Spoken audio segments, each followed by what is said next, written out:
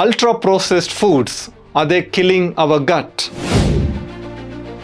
What are ultra-processed foods? These are ready-to-eat foods that are available in various packages. They have certain ingredients that can make you wanting to eat more of this, so you start to get a gradual addiction to these foods that can all be causing damage to our overall gut health.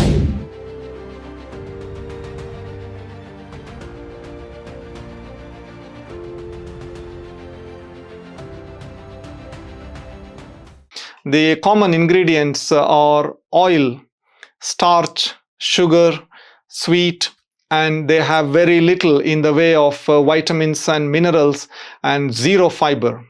So if you have a food that is in the package and if you look at the ingredients, if it is looking unfamiliar to you what the ingredients are, if it has got a long list of things, then you're better off leaving it out. These foods are produced in industrial scale by using synthetic sugars, certain artificial coloring agents, preservatives, emulsifiers. So if you're consuming these kind of foods on a regular basis, this can be damaging the digestive system and can lead to poor gut health, diabetes, obesity, liver disease, heart disease, cancers, and early death. Let us look at common processed foods that damage our gut.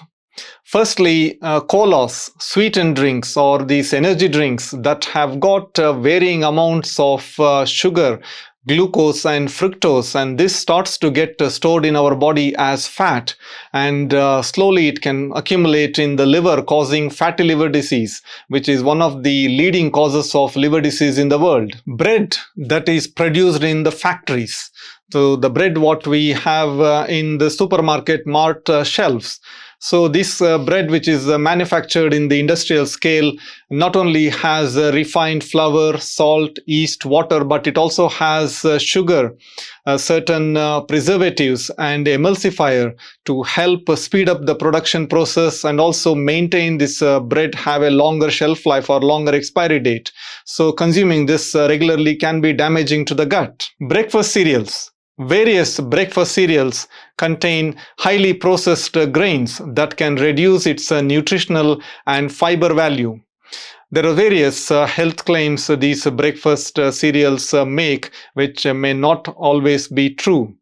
These cereals have coloring agents, preservatives, and sugar, which also has less amount of fiber, and thereby consuming this regularly can actually give spike in the blood sugar levels, and by repeatedly doing this to your body, it can give you something called insulin resistance, and this can also cause changes in the liver, what we call as fatty liver. Processed meats like sausages, hot dogs, these have a high amount of saturated fat, which is the bad fat, salt, and also they have certain harmful substances called nitrates, which can be damaging to our body.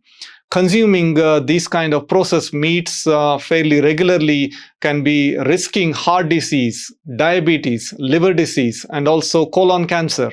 Certain foods, what we call as vegan meats or vegetarian meats, these are engineered products that are meant to mimic the texture, flavor, and color of non-vegetarian food. These have monosodium glutamate, methyl cellulose, certain sugars and preservatives that can all be causing damage to our overall gut health. Chicken nuggets, which is kids' favorite chicken dish.